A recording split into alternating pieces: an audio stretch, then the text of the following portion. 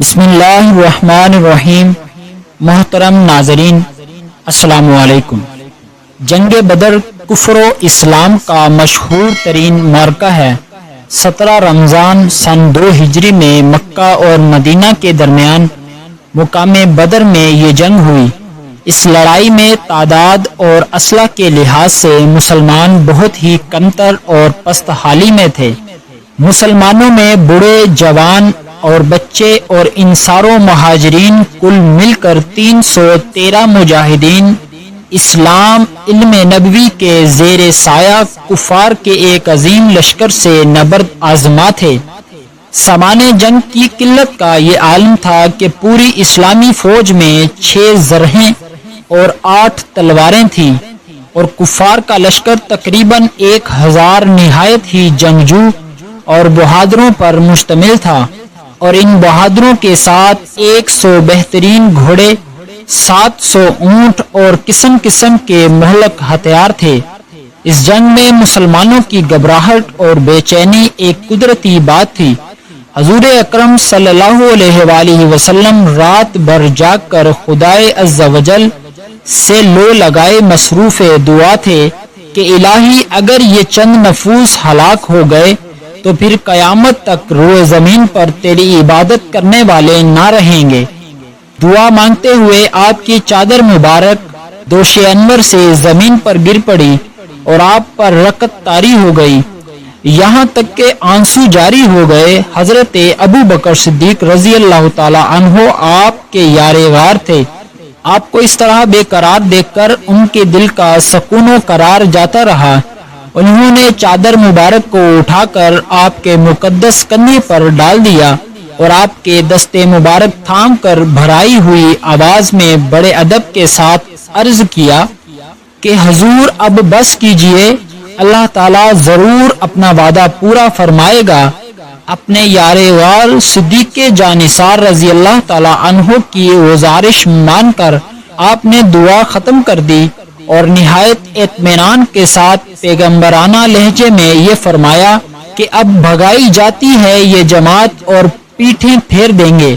صبح کو حضور علیہ الصلوۃ والسلام نے آیات جہاد کی تلاوت فرما کر ایسا ولولہ انگیز واز فرمایا کہ مجاہدین کی رگوں میں خون کا قطرہ قطرہ جوش و خروش کا سمندر بن کر طوفانی موجیں مارنے لگا، اور آپ صلی اللہ علیہ وآلہ وسلم نے یہ بشارت دی کہ اگر صبر کے ساتھ تم مجاہدین میدان جنگ میں ڈٹے رہے تو اللہ تعالیٰ تمہاری مدد کے لیے آسمان سے فرشتوں کی فوج بھیجے گا۔ چنانچہ 5000 فرشتوں کی فوج میدان جنگ میں اتر پڑی اور دم زدن میں میدان جنگ کا نقشہ ہی بدل گیا۔ حضرت علی رضی اللہ تعالی عنہ مہاجرین کا جھنڈا لہرا رہے تھے اور حضرت سعد بن عبادہ رضی اللہ تعالی عنہ انصار کے علمدار تھے۔ کفار کے 70 آدمی قتل ہو گئے اور 70 گرفتار ہوئے، باقی اپنا سارا سامان چھوڑ کر فرار ہو گئے۔ کفار کے مقتولین میں قریش کے بڑے بڑے نامور سردار جو بہادری اور سپاہ گری میں یکتائے روزگار تھے، ایک ایک کر کے سب موت کے گھاٹ اتار دیے گئے، یہاں تک کہ کفار قریش کی لشکری طاقت ہی فنا ہو گئی۔ مسلمانوں میں کل 14 خوش نصیبوں کو شہادت کا شرف ملا، جن میں 6 مہاجر اور 8 انصار تھے، اور مسلمانوں کو بے شمار مال غنیمت ملا جو کفار چھوڑ کر فرار ہو گئے تھے۔